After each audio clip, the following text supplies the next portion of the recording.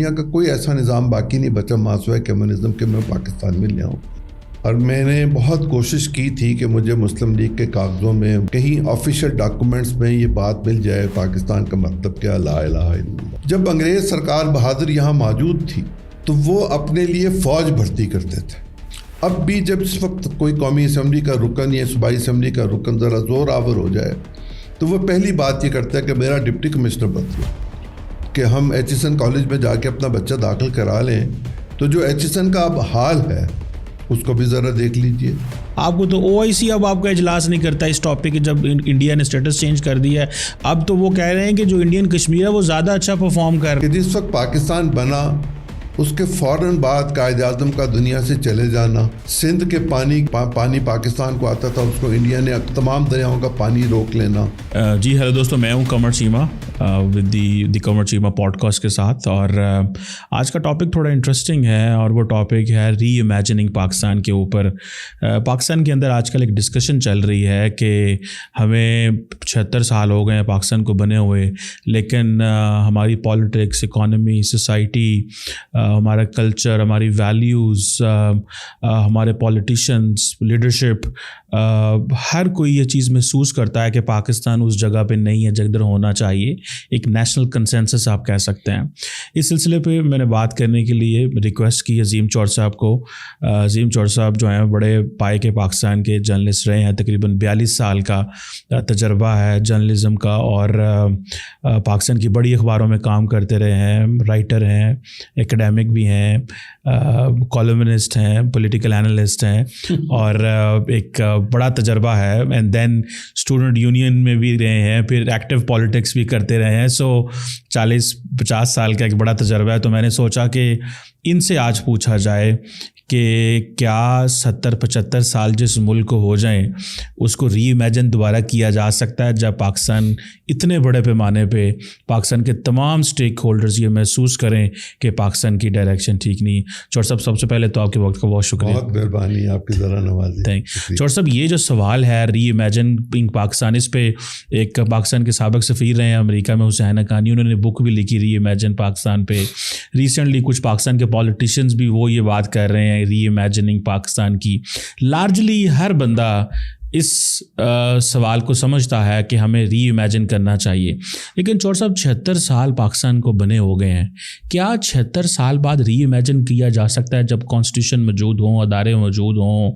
اب تو ہر 5 سال بعد اسمبلی بھی الیکٹ ہو جاتی ہے. کیا کہیں گے سر؟ بہت شکریہ چیمہ صاحب، یہ بڑا امپورٹنٹ کویشچن ہے. اور 76 سال کی تاریخ آپ 76 منٹ سے بھی کم میں مجھ سے لینا چاہتے ہیں. چل ٹھیک ہے، جو میرے بس میں ہوگا میں آپ کے سامنے رکھوں گا. گزارش یہ ہے کہ پاکستان کے 4-5 ایسے ایشوز ہیں جن پر ہمیں توجہ دینے کی ضرورت ہے تاکہ ہم سمجھ سکیں کہ ایشو ہے کیا.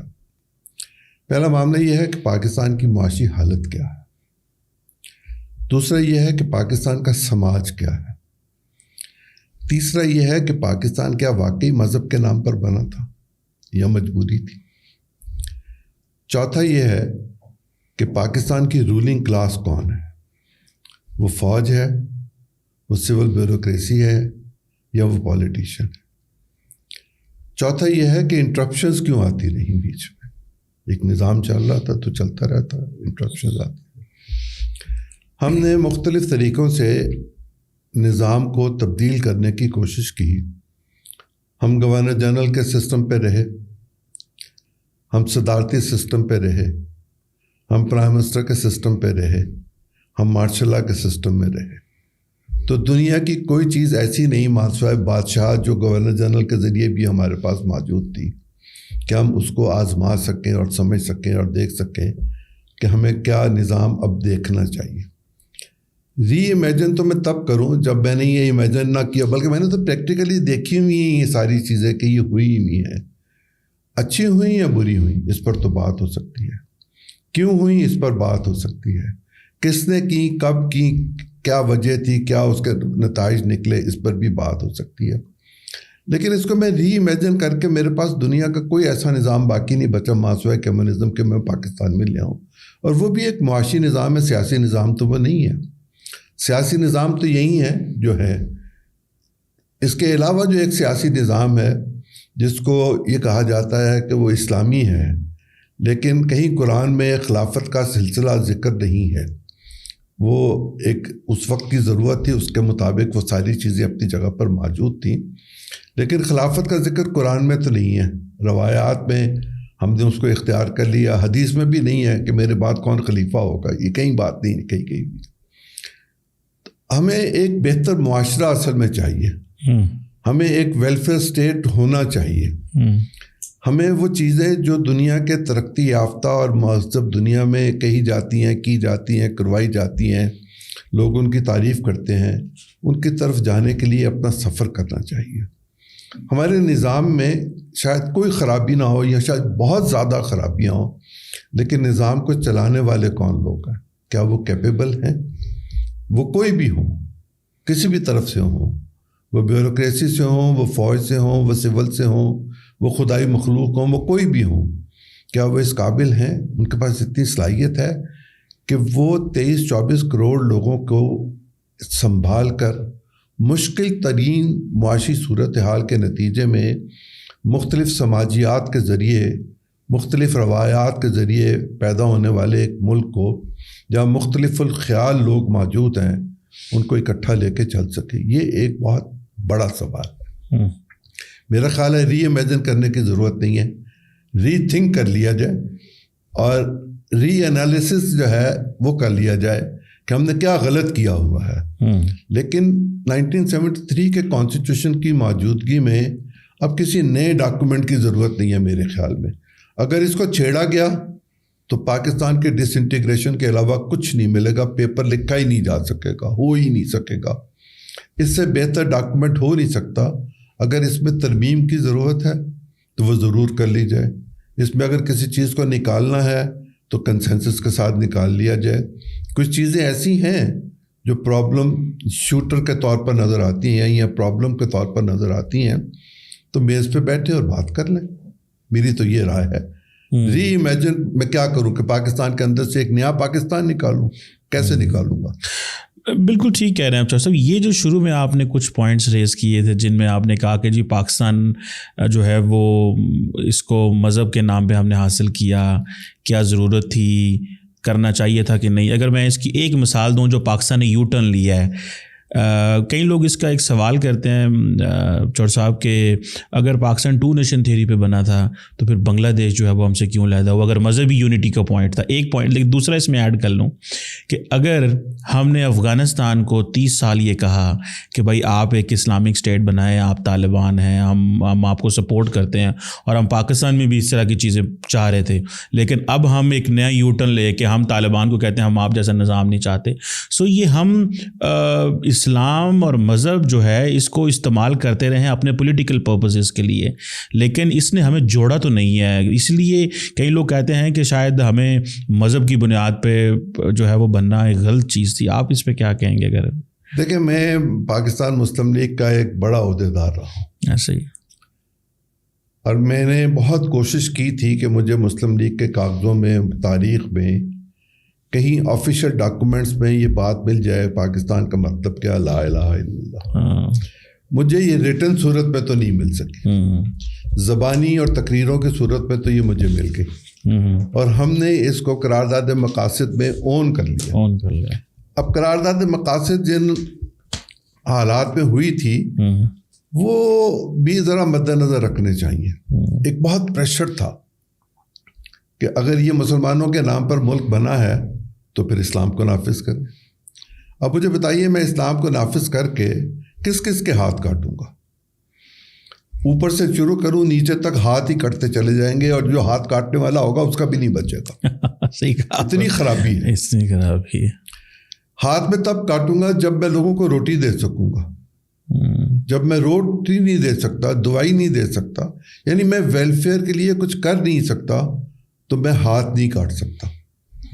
ذرا میں اس طرف واپس آتا ہوں جو آپ نے کہا، لیکن ایک بات بیچ میں ایسی میرے ذہن میں آ گئی۔ جہاز سے سفر کر کے آئیں تو ایئرپورٹ پہ پٹائی ہوتی ہے، ٹرین میں سفر کریں تو لڑکی قتل ہو جاتی ہے، بس میں سفر کریں تو اتار کر زنا کر دیا جاتا ہے، جنگل میں جا رہے ہوں تو درندہ یا انسانی درندہ مار دیتا ہے، گلی میں سیر کر رہے ہوں تو پولیس والا بھی کہتا ہے کہ اپنے گھر کے اندر واک کر لیں دروازہ بند کر کے۔ اسلام آباد کے شہر میں 3 فٹ کی دیوار ہوا کرتی تھی اور لوگ تالا نہیں لگاتے تھے گھروں کو۔ اب یہاں 12 فٹ کی دیوار ہے باہر کی اور لوگ 10 تالے لگاتے ہیں، کیمرے لگاتے ہیں، سیکیورٹی کا نظام جو ہے اس کو لے کر چلتے ہیں۔ ایسے حالات میں وہ جو روایت تھی، وہ جو کہاوت تھی، وہ جو حدیث تھی، وہ جو فرمان تھا کہ خاتون سونا چھلکاتی ہوئی چلی جائے گی اور کوئی اس کو پوچھنے والا نہیں ہوگا، یہاں تو بالیاں چھین لی جاتی ہیں، نوچ لی جاتی ہیں۔ یہاں کیا نہیں ہو رہا؟ کیا دین میرا یہ کہتا ہے؟ اگر میں یہ ساری باتیں کروں تو اس میں ہی کہا جاتا کہ دین کا تو قصور نہیں ہے، ہمارا قصور ہے کہ ہم اس پر عمل نہیں کر رہے۔ جب میں عمل ہی نہیں کر رہا تو پھر میں جس چیز کی مثال دے رہا ہوں اس کی مثال مجھ پر کیسے منطبق ہوگی؟ نہیں ہو سکتی۔ دوسری بات یہ کہ پاکستان کے وہ پولیٹیکل ایلیمنٹ جو آج بہت طاقتور ہیں، جن سے ریاست ڈرتی ہے، خوف کھاتی ہے، جن کی مرضی کے بغیر لیجسلیشن نہیں ہو سکتی، اور اگر کوئی لیجسلیشن کے لیے کوئی چیز موو کر دے تو وہ جو 10 12 15 اندر ہوتے ہیں وہ کفر کے فتوے سے نیچے آتے ہی نہیں ہیں۔ یہ میں ذاتی مشاہدے اور معلومات کی بنیاد پر آپ کے ساتھ گزارش کر رہا ہوں۔ اس کے نتیجے میں لیجسلیشن کا کام بھی رک گیا ہوا ہے، اور ویسے بھی ادروائز قانون کو تو بدلنا ہوتا ہے ہر کچھ عرصے کے بعد۔ ہمارے ہاں 1861 کے قانون کے مطابق تو پولیس کا نظام چل رہا تھا کچھ عرصہ پہلے تک، ہم نے اس کو بدلا، اس کو بدل کے پھر ہم نے بدل دیا، پھر ہم اس کو تباہ برباد کر دیا۔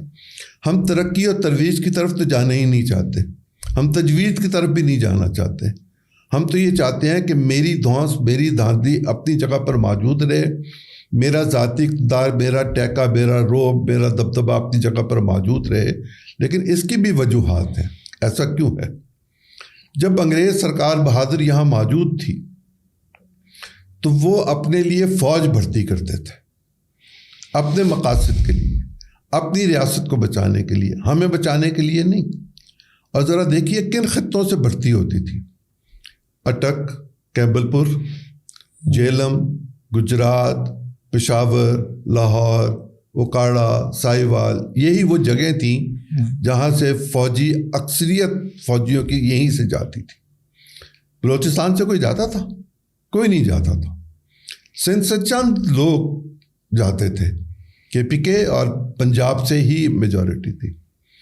لیکن ان لوگوں کو جن کو سہولتیں دی جاتی تھی، جو فوج بھرتی کر کے دیتے تھے، ان کو کئی مربع، کئی 100 مربع زمین دے دی جاتی تھی کہ آپ نے یہ مجھے بھرتی کر کے دی ہیں، اب میں ان کو قتل کرواؤں گا، ماروں گا، اب ان سے مرواؤں گا، جو بھی کروں گا، آپ نے مجھے کرایہ کے سپاہی بھرتی کر دی ہیں، اور میں آپ کو انعام کے طور پر وائس رائے یا ڈپٹی کمشنر یا جو بھی نمائندہ ہوتا تھا وہ کہتا تھا اتنی زمین تمہاری۔ اب وہ جن لوگوں کے پاس زمین آ گئی اور پانی آ گیا اور نہری نظام دنیا کا سب سے بڑا ہمارے پاس موجود ہے، اس کے نتیجے میں وہ بہت مالدار ہوئے۔ جب وہ مالدار ہوئے تو انہی کے کہے ہوئے لوگوں کو تھانوں میں تعینات کیا گیا، انہی کے کہنے پہ سول ایڈمنسٹریشن میں لوگوں کو بھرتی کیا گیا۔ تو پاکستان کے نظام میں بنیادی خرابی اس انگریز کے دور سے شروع ہوئی ہے جو آج تک ختم نہیں ہو رہی۔ اب بھی جب اس وقت کوئی قومی اسمبلی کا رکن یا صوبائی اسمبلی کا رکن ذرا زور آور ہو جائے تو وہ پہلی بات یہ کرتا ہے کہ میرا ڈپٹی کمشنر بدلو، میرا DSP بدلیں۔ یعنی میں ایک ایسے چیف منسٹر کو جانتا ہوں جس کی ایک ملاقات میں شریک تھا، ایک صاحب سے ان کی ملاقات تھی، تو انہوں نے آخری بات جو کی، انہوں نے کہا جی میرے علاقے کا DSP تو بدل دیو۔ اب اگر چیف منسٹر بھی یہ کہے کہ میرے علاقے کا DSP بدل دیں تو بتائیے کس قدر انحطاط ہے قانون کی حکمرانی کا۔ ایک بات۔ دوسری یہ کہ ہم نے اس وقت یہ سلسلہ رکھا تھا کہ کچھ تعلیمی ادارے ہم نے ایسے بنا دیے تھے کہ جو رولنگ کلاس پیدا کر کے دیتے تھے۔ ایچسن، FC، گارڈن، مرے، یہ وہ کالجز تھے یا اس طرح کے کچھ اور کالجز جو رولنگ کلاس پیدا کر کے دیتے تھے، اور یہ رولنگ کلاس آج بھی موجود ہے۔ آپ اور میں اگر کوشش کریں کہ ہم ایچسن کالج میں جا کے اپنا بچہ داخل کرا لیں تو جو ایچسن کا اب حال ہے اس کو بھی ذرا دیکھ لیجئے، اور جس شخص کی وجہ سے ہوا اس کو بھی ذرا دیکھ لیجئے. یہ وہ بنیادی خرابیاں ہیں جن کی طرف ہم پہلے توجہ نہیں دیتے تھے. اب چونکہ میڈیا آزاد ہے اور آپ اور میں بیٹھ کے بات کر رہے ہیں تو ہمیں چاہیے کہ ہم اس آواز کو زیادہ بلند کریں کہ پاکستان میں ہم برابر کے شہری ہیں کانسٹیٹیوشنلی. تعلیم ہم پہ حکومت نے فرض کی ہے کہ ہم پڑھیں, لیکن حکومت نے اپنے اوپر بھی یہ فرض کر لیا کہ وہ 16 سے 15 سال تک کی عمر کے تمام بچوں کو بلا تخصیص تعلیم دے گی. کیا حکومت تعلیم دے رہی ہے؟ جب ہم کہتے تھے تو کوئی مانتا نہیں تھا. یہی شہباز شریف صاحب نہیں مانتے تھے. 2.60 کروڑ بچہ اسکول سے باہر ہے. ڈراپ آؤٹ کتنا ہوتا ہے؟ کتنے لوگ ہیں جو ماسٹرز تک جاتے ہیں؟ کتنے لوگ ہیں جو پی ایچ ڈی کرتے ہیں آپ کی طرح؟ چند 100 لوگ ہیں پاکستان میں پی ایچ ڈی. انڈیا میں کتنے ہیں؟ لاکھوں کی تعداد میں. اگر ہمیں ترقی کرنی ہے, ہمیں آگے بڑھنا ہے, ہمیں سماج میں کچھ چیزوں کو لے کر انٹروڈیوس کرانا ہے, ہمیں ویلفیئر اسٹیٹ کی طرف جانا ہے. ویلفیئر اسٹیٹ کا کانسیپٹ ہوگا تو اسلامی اسٹیٹ کا ہوگا. اس پر بھی بحث ہوتی ہے کہ اسلامی اسٹیٹ کیا ہے. کیا عشر اور زکوٰۃ ہی اسلامک اسٹیٹ ہے؟ کیا ہاتھ کاٹنا ہی اسلامک اسٹیٹ ہے؟ نہیں. تعلیم ہے, ادب ہے, لحاظ ہے, صحت ہے, امن ہے, سلامتی ہے, عدل ہے, یہ سب ناپید ہے پاکستان میں. تو بتائیے کہاں جائیں گے, کیا کریں گے؟ بالکل بات تو صحیح ہے, لیکن ہم کیونکہ جس ایشو پہ بات کر رہے ہیں, چور صاحب آپ کا میں ایک جگہ سن رہا تھا کہ آپ کہہ رہے تھے کہ یہ وقت آ گیا ہے کہ ہمیں جو اپنی نیشنل لیول پہ جو ہم نے غلطیاں کی ہیں ان کو ایکسیپٹ کرنا چاہیے. ہم نے جہاد افغانستان کے حوالے سے یا کشمیر میں جو جہاد ہم نے کیا جو ہمارے گرے پڑا ہوا ہے, پہلے ہم 20 سال سے جو ہے وہ دہشت گرد جن کو ہم نے بنایا پھر ان سے لڑتے رہے, پھر ہم نے کشمیر والے بنائے, ہم ان سے لڑتے رہے, ان کو جو ہے وہ اندر ڈال رہے ہیں, کسی کو انڈیا آ کے مار کے چلا جاتا ہے. یہ جو نیشنل لیول پہ جو ممالک ہیں جو غلطیاں کرتے ہیں, اس کو پبلکلی کیوں ہم ان غلطیوں کو نہیں مانتے؟ اس سے کیا ہوگا؟ آپ حکومت سازیوں میں رہے ہیں, آپ نے پاکستان کی بڑی پولیٹیکل کلاس کو, ان کے مائنڈ سیٹ کو, ان کے ساتھ وہ جسے کہتے ہیں نا وائن اینڈ ڈائن کیا ہوا ہے, آپ کو پتہ ہے ان کا مزاج کیا ہے, آپ تمام طبقوں کو جانتے ہیں. کیوں ہم یہ غلطی نہیں مانتے جو ہم نے ماضی میں غلطیاں کی ہوئی ہیں؟ ہو سکتا ہے دنیا چاہتی ہو یا عوام کو ہم بتا سکیں کہ یہ ہماری غلطیاں تھیں, یہ ہمارا مستقبل, ہم اس کی طرف جا رہے ہیں. کیوں ہم غلطیاں نہیں مانتے چور صاحب؟ ان کے ساتھ وائن تو نہیں کیا ہوا, ڈائن کیا ہوا. وائن میں نے جملہ جو ہے ڈال دیا ہے, ایڈیومیٹک جو ہے وہ. دیکھیں میں آپ سے گزارش کروں, ہمارے ہاں کچھ بنیادی خرابیاں ہیں. وہ بنیادی خرابی یہ ہے, اور اس بنیادی خرابی میں ہمارا شاید اتنا رول نہیں ہے. یہ رول تاریخ کے جبر کے حوالے سے ہم پر ہے.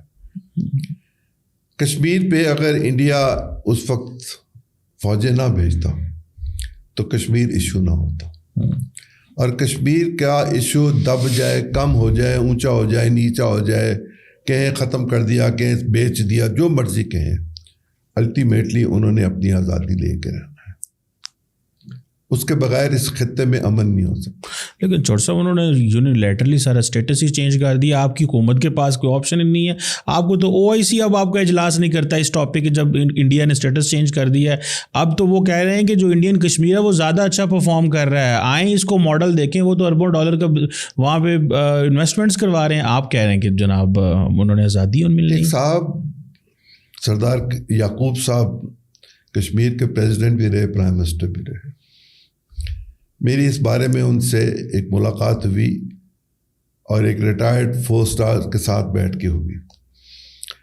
انہوں نے مجھ سے یہ کہا, میرے اس سوال کے جواب میں وہ جواب دے رہے تھے, انہوں نے کہا کہ میں نے یہ کنسیو کیا تھا آئیڈیا کہ ہم انٹرنیشنل کمپنیز کو کشمیر کے بارڈر کے ساتھ ساتھ جو ہماری لائن آف کنٹرول یا سیز فائر لائن جو بھی آپ اس کو کہہ لیں, اس میں اور شہروں میں لا کے ان سے انویسٹمنٹ کروائیں. جب تک ان کی انویسٹمنٹ نہیں ہوگی, ان کا انٹرسٹ نہیں بڑھے گا, ان کو معاملات کا پتہ نہیں چلے گا. میری اطلاع کے مطابق باغ میں شاید کوئی IT کا بہت بڑا مرکز ہے جس میں 13-14 ہزار بچے کام کر رہے ہیں. اگر وہاں 13-14 ہزار بچے کام کر رہے ہیں اور جو لوگ ان سے آئی ٹی کا کام لے رہے ہیں ان کو بھی تو اس بات کا اندازہ ہوگا کہ ہم کہاں سے کام لے رہے ہیں. ایک بات. دوسری بات یہ کہ ہم پہ جو تاریخ کے جبر ہیں اس میں یہ جنگیں ہیں، اچھی تھیں بری تھیں، جنگ تو کبھی اچھی ہو ہی نہیں سکتی. اس کے نقصانات جتنے ہیں اس کے نتیجے میں معیشت تو دونوں ملکوں کی تباہ ہوئی. ہماری زیادہ ہوئی کیونکہ ہمارے پاس وسائل کم تھے، ان کی طرح ہم سے وسائل زیادہ تھے، انہیں اتنا بوجھ نہیں اٹھانا پڑا. لیکن آپ ذرا اس بات کو غور کیجئے میرے ساتھ مل کے کہ جس وقت پاکستان بنا اس کے فوراً بعد قائد اعظم کا دنیا سے چلے جانا، کشمیر کے مسئلے کا پیدا ہو جانا، انگریز آرمی چیف کا یا کمانڈر ان چیف کا حکم نہ ماننا، سندھ کے پانی کی جو پانی پاکستان کو آتا تھا اس کو انڈیا نے تمام دریاؤں کا پانی روک لینا، اور پھر ہم پانی خریدنے پہ مجبور ہوئے. ایسے حالات کی روشنی میں ہم کیا کرتے؟ اور پھر جس دن پاکستان بنا اس دن جو میرے پاس ریکارڈ ہے اس کے مطابق 1,20,000 فوج پاکستان کے جوانوں پر مشتمل پاکستان میں موجود تھی. جس وقت ہم آزاد ہوئے، جبکہ ہمارے جی ڈی پی اس وقت کوئی ایسا نہیں تھا کہ ہم، اور پیسے بھی انڈیا نہیں دے رہا تھا جو ہمارے حصے کے آتے تھے، نہ یونیورسٹی ملی، نہ پیسے ملے، نہ وسائل ملے، کچھ نہیں ملا. ہم تو غربت میں تھے. ہمارے پاس مجبوری تھی کہ ہم اپنی حفاظت کیسے کریں ایک اکوپڈ فوج کے مقابلے پہ، اور ہم سروائیو کیسے کریں. پھر جو ریشہ دوانیاں تھیں، جو ان کی اسٹریٹجی تھی کہ اچھا ہم اس کو توڑ دیں گے، جو انہوں نے روس کے ساتھ مل کے، اگر آپ سلطان صاحب کی کتاب چمن پہ کیا گزری جو ہمارے فارن سیکرٹری تھے وہ کتاب پڑھیں تو آپ پر چیزیں بہت واضح ہو جائیں گی. آپ تو ایک تھنک ٹینک کے بہت کرتا دھرتا ہے، آسانی سے آپ کو کتاب مل جائے گی.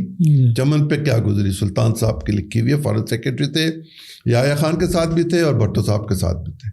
جو ان کی گرومیکو کے ساتھ گفتگو ہے، اگر آپ اس گفتگو کو پڑھ لیں، انہوں نے وہ بیٹم چھاپ دی ہوئی ہے، تو آپ حیران ہوں گے کہ اس وقت روس کا کیا رویہ تھا اور روس کتنا ایڈمنٹ تھا، USSR کتنا ایڈمنٹ تھا کہ مشرقی پاکستان کو بنگلہ دیش بنانا ہی بنانا ہے. اندرا گاندھی کی تو اپنی سوچ تھی. پھر اس کے بعد بھی کچھ غلطیاں ہم نے کی، کچھ انڈیا نے بھی کو بہت اچھا نہیں کیا، انہوں نے شاید ہم سے زیادہ کی. لیکن ہم لڑ کر زندہ نہیں رہ سکتے. ہمیں معاملات کو سنبھالنے کے لیے سب سے پہلے اپنی اکنامک کنڈیشنز کو ٹھیک کرنا پڑے گا. جب ہم لوگوں کے پاس بھیک مانگنے جائیں گے تو ہم اسے یہ نہیں کہیں گے کہ کشمیر کے لیے تم آواز اٹھاؤ، وہ یہ کہیں گے بھیک لو اور جاؤ، قرض لو اور جاؤ، امداد دو اور جاؤ. وہ آواز جو ہماری تھی وہ مدھم پڑ گئی ہوئی ہے. ہمیں اپنی اس قوت کو پیدا کرنے کے لیے اپنے وسائل پر انحصار کرنا پڑے گا. ہم ایک سست قوم ہیں، ہم ایک کاہل قوم ہیں، ہم اپنے زمین کی کھدائی کرنے کے لیے تیار نہیں ہیں. اس کے لیے بھی ہمیں دنیا بھر سے لوگوں کو بلوانا پڑتا ہے اور ان کو کہنا پڑتا ہے کہ آپ یہ مہربانی کر دیں. وہ اس میں سے کتنا لوٹ کے لے جاتے ہیں یہ ایک الگ بات ہے، لیکن اب ہمارے پاس اپنے وسائل بیچنے کے علاوہ بھی کچھ باقی نہیں بچا ہوا. وسائل کو بچائیں، اپنے معاملات کو ٹھیک کریں. اکنامکلی جب ہم بہتر ہوں گے، آپ کا کیا خیال ہے؟ ہانگ کانگ چین نے زبردستی لیا، اس نے اپنی اکنامکس کے بہتر ہونے کی بنیاد پر اپنا راج وہاں تک قائم کر لیا. اگر وہ تائیوان لے گا تو وہ جنگ کر کے لے گا، نہیں، وہ اپنی اکنامک کنڈیشنز کی بنیاد پر لے گا. اور یہ ان کی پالیسی کا حصہ ہے. آپ مجھ سے زیادہ اس بات کو جانتے ہیں کہ جب تک میری اکنامکس ٹھیک نہیں ہوگی میرا کچھ ٹھیک نہیں ہوگا. چور صاحب یہ بتائیں، بالکل اوبیسلی بغیر اکانومی تو ہم ہل بھی نہیں سکتے، اور آپ نے صحیح کہا کہ اگر دنیا سے جب پیسے مانگنے جائیں گے تو وہ پھر ہماری کشمیر پہ تو کہانی نہیں سنیں گے نا. وہ کہیں گے ٹھیک ہے آپ پیسے لے جائیں، پھر کشمیر پہ بعد میں بات کر لیں گے. اور جبکہ ساری عالم اسلام جو ہے وہ انڈیا کے ساتھ ایک بڑی ٹریڈنگ پارٹنر ہے. لیکن چور صاحب یہ بتائیں، آپ لیڈرشپ کو ملتے رہے ہیں، میں اس کی روشنی میں جاننا چاہتا ہوں کیا پاکستان کی لیڈرشپ کمپرومائز ہے؟ ایک سوال، اور اس کے ساتھ ایک چھوٹا سا دوسرا، کیا ان کے اندر اتنی کیپیبلٹی اینڈ کیپیسٹی ہے کہ یہ پاکستان کو جس کی 65% یوتھ ہے اس کو یہ چلا سکتے ہیں؟ ایک تو یہ بتائیے گا کیا یہ کمپرومائزڈ ہیں یا نہیں، اور دوسرا ان کے اندر کیپیبلٹی ہے یا نہیں، یہ جو اویلیبل لاٹ ہے آپ کے سامنے. میں عرض کر دیتا ہوں آپ سے، میں کل دوبارہ پڑھ رہا تھا نکسن کے حوالے سے. آپ نکسن کو پڑھیں، کسی کو پڑھیں، امریکن پریزیڈنٹ کسی کو بھی آپ پڑھ لیں، آپ تو وہاں رہ کے آئے ہوئے. وہاں ایک ڈیبیٹ ہوتی ہے پریزیڈنٹس کے کینڈیڈیٹس کے بارے میں، اور وہ پبلک ڈیبیٹ ہوتی ہے جس میں ایشو بیسس چیزیں جو ہیں وہ ڈسکس کی جاتی ہیں، اور لوگ یہ دیکھتے ہیں کہ کون ایشوز پہ زیادہ گرفت رکھتا ہے اور بہتر سلوشن اس کا دیتا ہے. باقی چیزیں بھی اپنی جگہ پر. پاکستان میں آپ نے کسی پولیٹیشین کو ماسوائے ذوالفقار علی بھٹو کے ایشوز پہ بات کرتے دیکھا؟ آپ کو یاد ہے کوئی کہ جس نے پاکستان کی اکنامک پہ، سوشل لائف پہ، ہیلتھ پہ، ہیلتھ فیسلٹیز پہ، ایجوکیشن پہ، فنی تعلیم پہ کسی چیز پہ بات کی ہو؟ پاکستان کے فارن ریلیشنز کی بات کی ہو؟ پاکستان کی اکنامک کنڈیشنز کی بات کی ہو؟ اور اگر بات کی ہو تو اس کا سلوشن دیا ہو؟ پاکستان کی لیڈرشپ نااہل ہے، مکمل نااہل ہے. وہ اپنے ناک سے آگے سوچ نہیں سکتے. میں نام نہیں لینا چاہتا.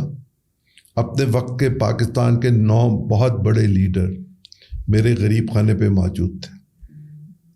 ہم کھانے پہ کے لیے اکٹھے تھے، تو میں نے ان سے ذرا خاموشی چھا گئی، تو میں نے کہا میں ایک سوال آپ کے سامنے رکھنا چاہتا ہوں، تو مجھے اس کا ذرا جواب دیجیے گا، میں بھی آپ سے سیکھ لوں. میں نے ان سے پوچھا کہ فلاں ایشو جو ہے وہ 6 مہینے بعد کیا رنگ لے کر آئے گا؟ تو اس میٹنگ میں جو نمبر 2 شخصیت تھی اس نے مجھے کہا چودھری صاحب 6 مہینے بہت ٹائم ہے، جو تو ویلا آئے گا دیکھ لیں گے. ہم تو کہتے ہیں ویلا آئے گا تو دیکھ لیں گے. ہم 10-20 سال آگے کی پلاننگ کرنے کی تو صلاحیت ہی نہیں رکھتے. کیا پاکستان کے پیسوں کے پاس کمی تھی؟ کیا پاکستان کے پاس پیسے نہیں آتے تھے؟ دنیا میں سب سے زیادہ ہماری مدد امریکہ کرتا ہے، جو ہمیں فنڈنگ جیسے تیسے بھی آتی ہے، وہ آتی ہے. کچھ فنڈنگ کا تو حساب ہوتا ہے، کچھ فنڈنگ کا حساب نہیں ہوتا.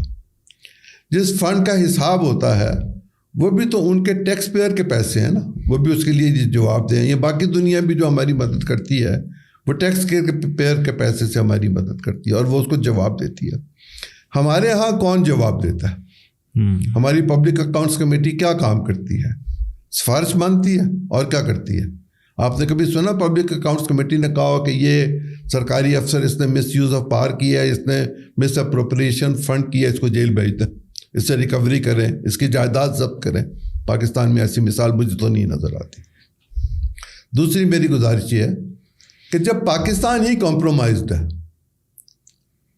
بھیک مانگنے کی بنیاد پر، تو لیڈرشپ کی کیا بات آپ کریں گے؟ پاکستان میں امریکہ کی مرضی کے بغیر حکومت نہیں بنتی. ابھی بھی آج بھی یہ حکومت بھی امریکہ کی مرضی سے بنی ہے، اس کی مرضی کے بغیر نہیں بنی.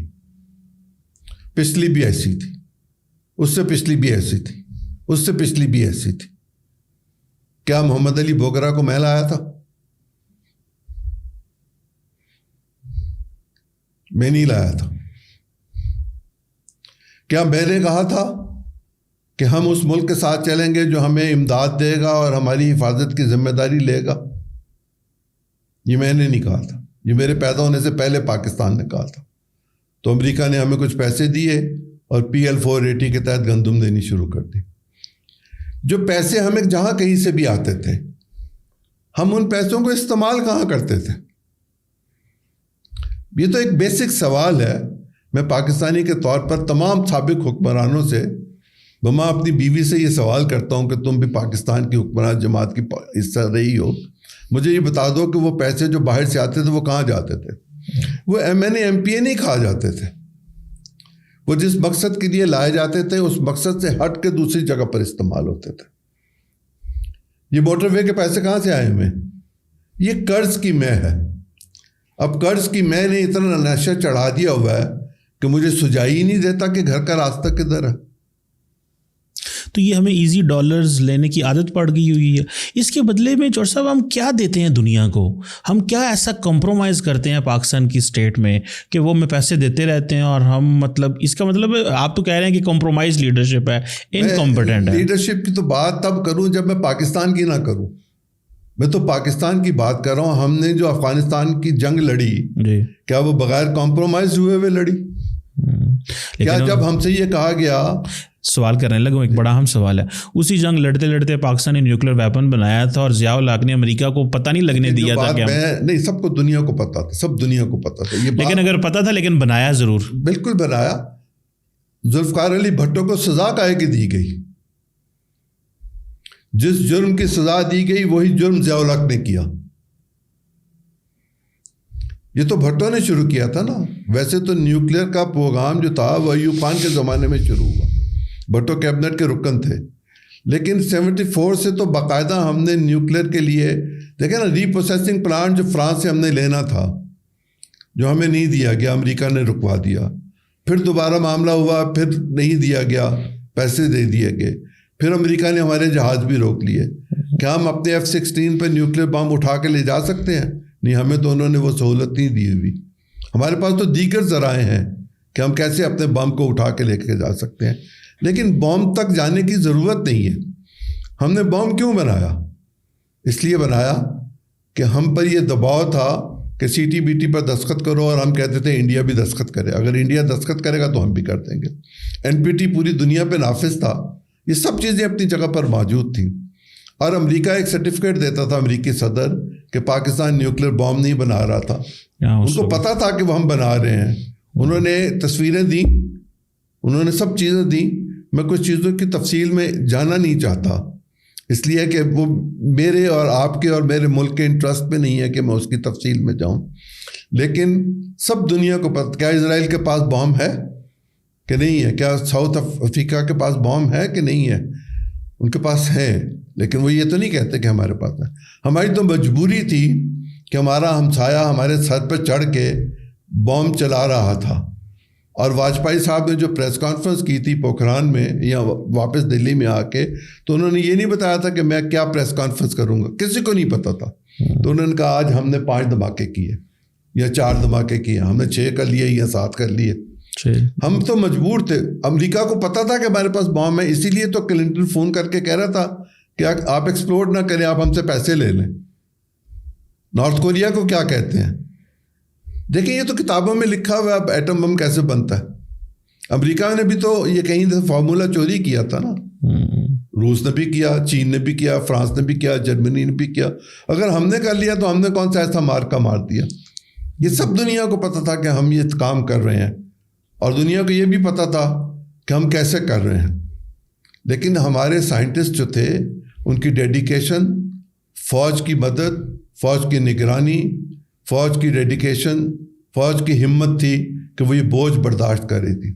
لیکن میرا یہ خیال ہے کہ جو سزا ذوالفقار علی بھٹو کو نیوکلیر کے حوالے سے ملی وہی ضیاء الحق کو ملی, اور وہی بے نظیر کو ملی, وہی نواز شریف کو ملی. لیکن پھر بھی ہم محتاج ہیں کہ ہم امریکہ کی طرف ہی دیکھیں. چور صاحب یہ تو آپ بڑی حیرانگی پریشانی والی بات ہے کہ یہ حکومت بھی امریکہ کی مرضی سے بنی ہے, تو یہ تو پھر نظام بڑا خراب ہے. چور صاحب ہم بات کر رہے ہیں ری امیجننگ پاکستان پہ, اور اس پہ میں چاہتا ہوں کہ ہم یہ بات کریں کہ کئی دفعہ سوال یہ آتا ہے کہ ہماری حکومتوں کے سائز بہت بڑے ہیں, اور دوسرا اس میں چور صاحب امپورٹنٹ چیز یہ ہے کہ ہمارے جو پولیٹیشین ہیں یہ اتنے پاور ہنگری کیوں ہیں کہ یہ نئی لیڈرشپ نہیں اٹھنے دیتے اور یہ پاور ٹرانسفر نہیں کرتے. یہ چاہتے ہیں یہ جب ملٹری ہوتی ہے, جب ملٹری چور صاحب پاور میں ہوتی ہے تو وہ کہتے ہیں بھائی کہ پاور جو ہے نا آپ نے ایک جگہ پہ اکٹھی کر لی ہے, ہمیں دیں. جب پاور سینٹر سے صوبوں میں جاتی ہے لیکن صوبوں سے نیچے نہیں بھیجتے. ہماری پولیٹیشین جیسے دیکھیں مثال کے طور پہ ابھی PMLN کی گورنمنٹ دیکھیں, میاں صاحب میرا خیال ہے 1985 میں وزیر اعلیٰ بنے تھے, تو مطلب آلموسٹ 45 سال ہو گئے ہیں چور صاحب یہ حکومت میں. 45 سال حکومت میں رہنا, آن اینڈ آف آتے جاتے رہے, آج تک اتنا لالچ ہے کہ پاور جو ہے وہ نیچے ٹرانسفر ہی نہیں کرتے, سائز آف گورنمنٹ ہی اتنا بڑا ہے. یہ پاکستان کو آگے لے کے جانے کے لیے کتنا ضروری ہے کہ ہم سائز آف گورنمنٹ بھی ٹھیک کریں اور پاور بھی ٹرانسفر کریں. دیکھیں, اب تو ہم نے اپنے کانسٹیٹیوشن میں لکھ دیا ہوا ہے کہ کتنے وزیر ہوں گے, اور وزیر کے بعد جب ہم اسٹیٹ منسٹر بناتے ہیں تو وہ کیبنٹ کا اصولی طور پر حصہ نہیں ہوتا, تا وقت ہے کہ وہ ڈویژن کا ہیڈ نہ ہو, ڈویژن کا انچارج نہ ہو. اور 18ویں ترمیم کے پاس تو اب ڈویژن رہ بھی کم گئے ہوئے ہیں. یہ جو 17-18 محکموں کی بات ہے, یہ دے دینی چاہیے صوبوں کو, دے دیں صوبوں کو. جو بوجھ مرکز نے اٹھا رکھا ہوا ہے وہ صوبے اٹھائیں, ہم کیوں اٹھائیں مرکز والے؟ اگر ہم اٹھائیں گے تو صوبہ تو یہ کہے گا جی کہ میرے ساتھ آپ کی کمٹمنٹ تھی کہ آپ NSC کے ذریعے مجھے اتنے پیسے دیں گے, میرے پیسے دیں, میں نے آپ کو کہا ہی محکمے رکھے, دے دیں ان کو, جلدی دے دیں, جتنی جلدی دیں گے اتنا اچھا کریں گے. ایک ایشو.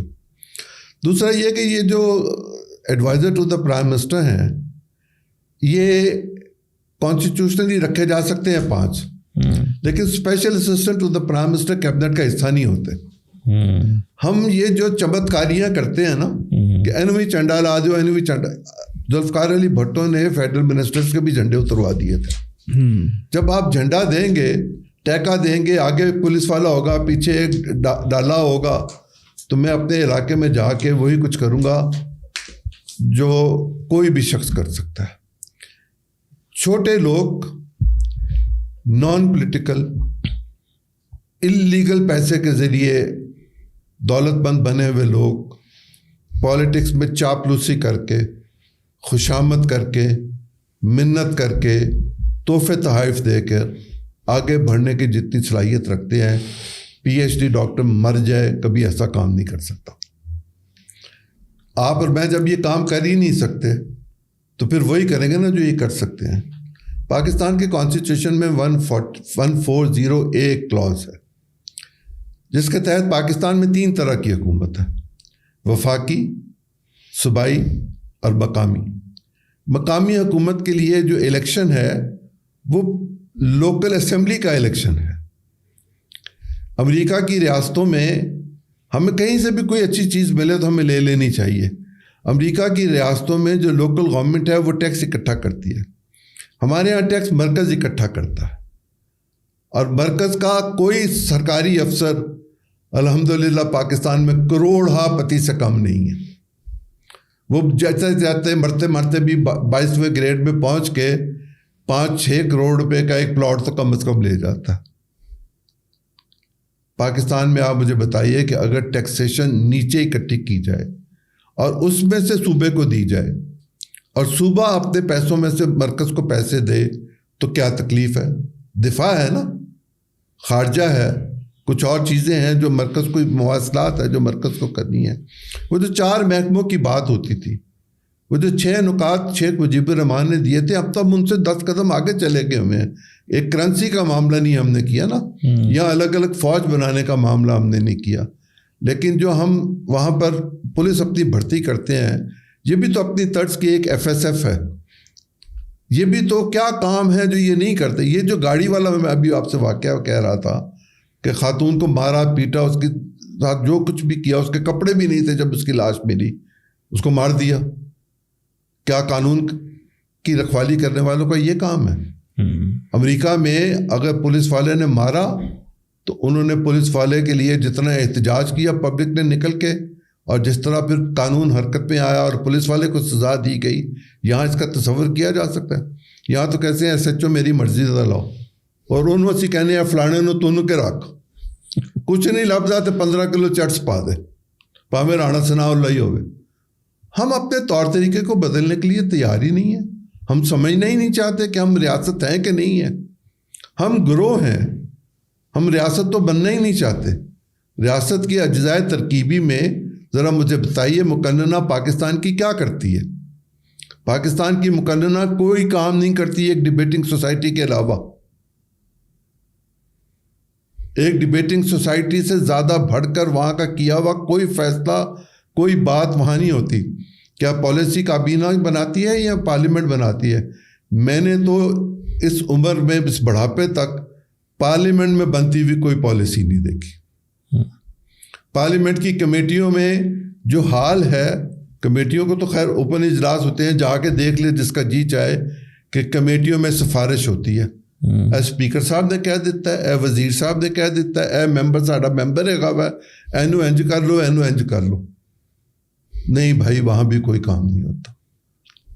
تو جب کام ہی نہیں ہوتا، مقننہ ہی کام نہیں کرتی، تو انتظامیہ کیا خاک کرے گی جس کا احتساب مقننہ نے کرنا ہے؟ سوالوں کے جواب انتظامیہ لکھ کے بھیجتی ہے اور مقننہ کے لوگ کھڑے ہو کر انتظامیہ کی غلطیوں کو ان کی تعریف کر رہے ہوتے ہیں، ان کو ڈیفینڈ کر رہے ہوتے ہیں، بجائے اس کے کہ ان کا احتساب کیا جائے.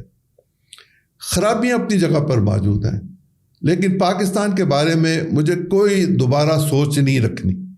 میری پاکستان کے بارے میں یہ سوچ ہے کہ یہ بنا، یہ ٹھیک بنا، اس کو سنوارنا میری اور آپ کی ذمہ داری ہے. لیکن میں افسوس کے ساتھ کہتا ہوں کہ میری نسل تو ناکام ہو گئی. مجھ سے پہلی والی نسل بری طرح ناکام ہوئی. میں آنے والی نسل سے توقع کرتا ہوں ان کے پاس یہ شعور ہے کہ یہ وطن ہمارا ہے. دیکھیں، میں غلاموں کا بیٹا تھا، آپ بھی غلام کے بیٹے تھے. انگریز سرکار جب تھی تب ہمارے والدین جو تھے وہ اس وقت حیات تھے، زندہ تھے، جوان تھے، ہمت تھی. ہم ان کی اولاد ہیں. وہ جو ذہنی طور پر غلامی سرایت کر کے اندر، یا تو ہم باغی ہوتے یا ہم غلام ہوتے.